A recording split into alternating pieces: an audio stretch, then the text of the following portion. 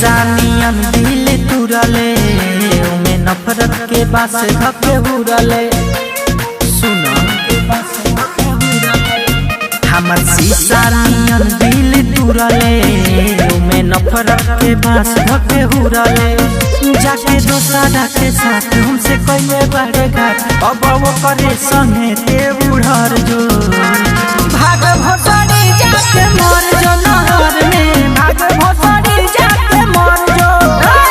भाग भोसड़ी जाके मर जो नहर में भाग भोसड़ी जाके मर जो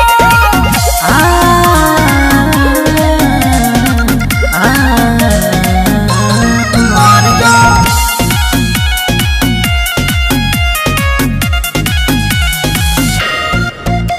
तोरा बिना दिलम फटल दिलवा सीले ए दुनिया में माले के कमी न बा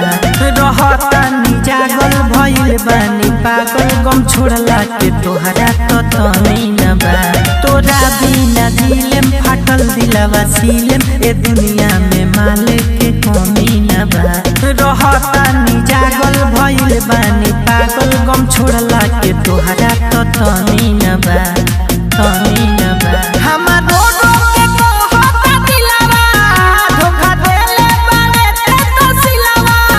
रोज पीही सिगरेट हम हो के पगलेट सुनबे बफारे दिल से निकल जो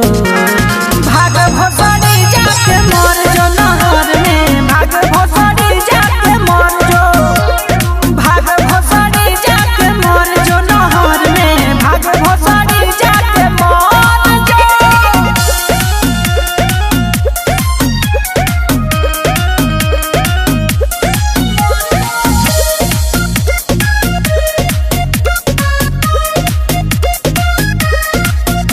सारा गम भुला दे आजी के देखा दे चाहे दिल सीना से निकाले परी खाइल तोर कसम रे रहे वो भरम रे करब नाही माफ तोरा पाप करी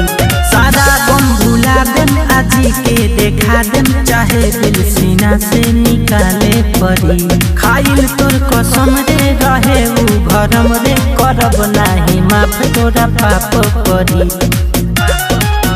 तोहर प्यार भइल बाटे जहर दिल में उठता रहला कलहर जग बड़े खुशहाल उनकर सुनर बिया माल रोज कहे सुबह सवा सुधर जो भाग भोसड़ी जाके मर जो नहर में भाग भोसड़ी